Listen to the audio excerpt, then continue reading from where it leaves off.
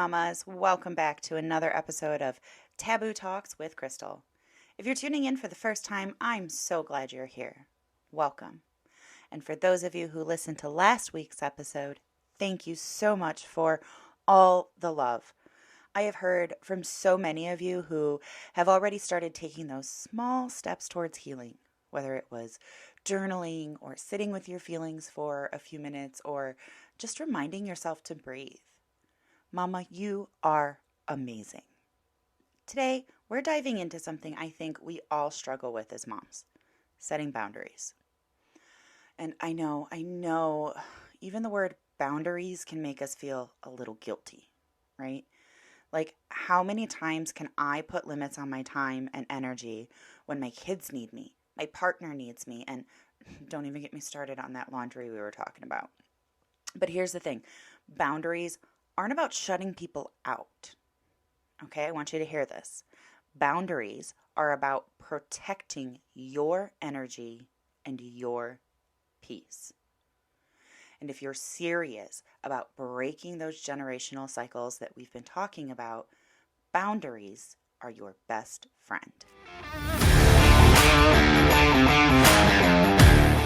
All right, let's jump into it. Today we are going to be talking about 3 key things. 1, what boundaries really are and what they aren't.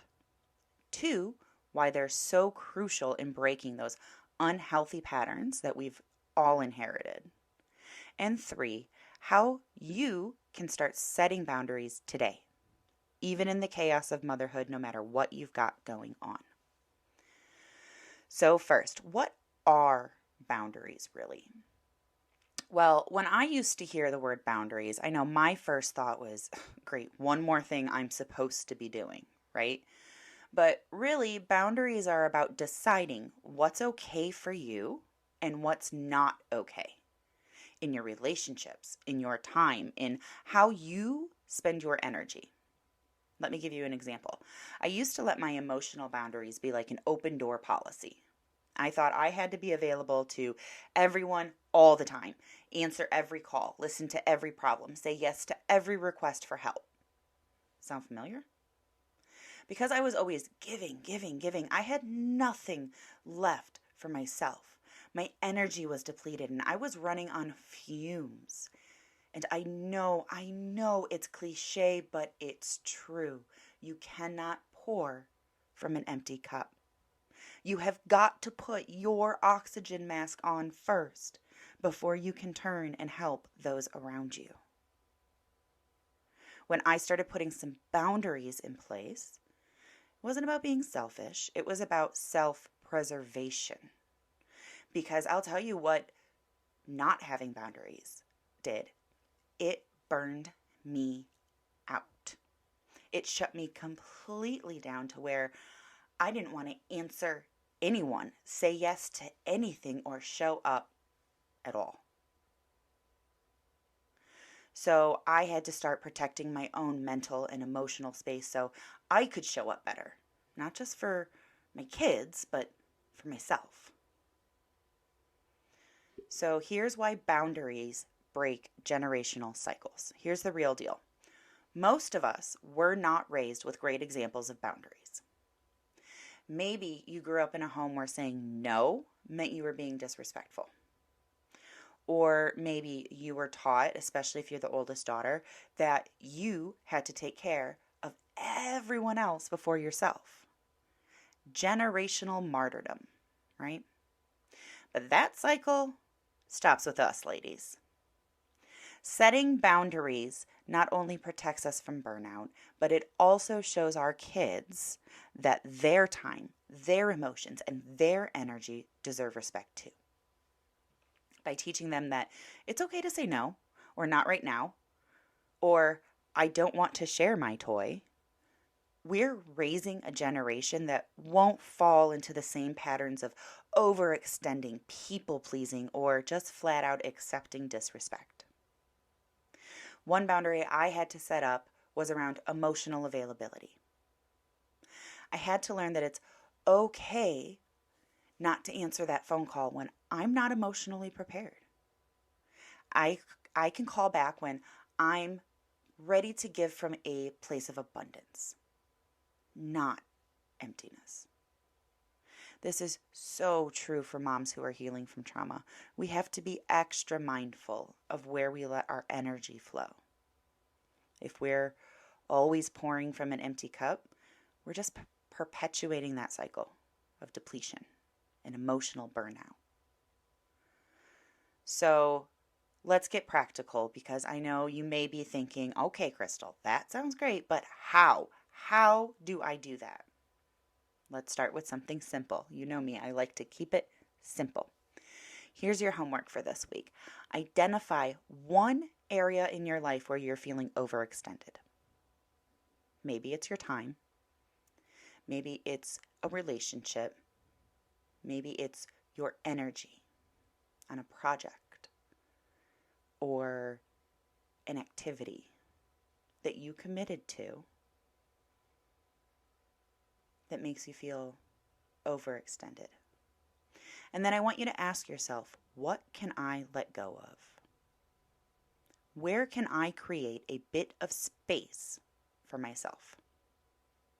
Maybe it's as simple as telling your kids, hey, mommy needs 5 minutes, and then taking that 5 minutes without feeling guilty.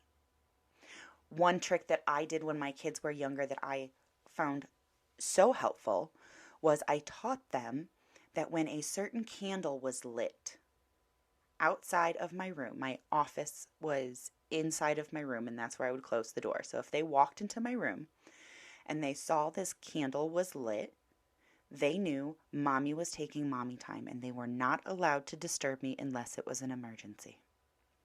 And whenever I needed those 5 minutes to myself, I would light that candle, and it could be an LED candle. It doesn't have to be a real candle. If it, whatever, use your judgment there, okay? I can hear you coming for me. Don't come for me. It can be an LED candle, whatever it is.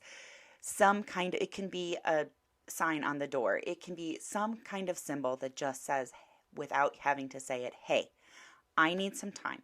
I need some space. And then take it without feeling guilty. Okay? So that's what I would like you to do. I know I started small with my first boundaries coming around, for me, it's around work. I am very passionate, and I tend to overextend myself when it comes to work. And I have to really start drawing boundaries, because I recognize that I would say that raising my family and being mom and my kids was the most important job that I had. But my time, my actions, my behavior, my patterns showed otherwise. So I started setting small boundaries, like turning on Do Not Disturb on my phone when I was focusing on the kids for dinner or family time. I still do this.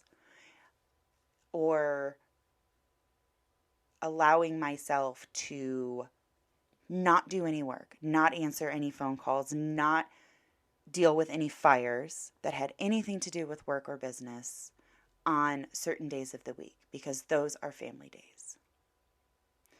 Boundaries don't have to be some big dramatic thing. They can be simple as protecting your peace and giving yourself permission to say no when you need to. And mamas, you deserve it. You're not helping anyone by running yourself into the ground. Boundaries are an act of love for yourself and for your family. So this week, I want you to think about where you can set one small boundary. Start small, start simple, but start somewhere. And don't forget, breaking these old patterns, it doesn't happen overnight, and that's okay. We're just taking this one step at a time, like we talked about last week. If you haven't listened to last week's episode, go back and check it out. It'll give you a great foundation for today's conversation. And before I let you go, I want to mention that I have something super exciting that I have been working on. I've been quietly putting something together for those of you who are ready to dive even deeper into this journey of healing and reclaiming your voice. It's not quite ready yet, but let's just say if boundaries and healing resonates with you, you're going to love this. So stay tuned. In the meantime, don't forget to follow me on Instagram at Flight of the Phoenix Collective and share your boundary wins with me. Let's keep supporting each other through this process because, ladies, we are in this together. Thanks for tuning in to Taboo Talks, and I'll see you next week where we will dive in to overcoming shame and reclaiming your power. Trust me, you don't want to miss it. Take care of yourself, Mama. You've got this. Don't forget to subscribe and share this episode with a fellow mama who might need some boundary love. Together, we're breaking generational cycles one small step at a time.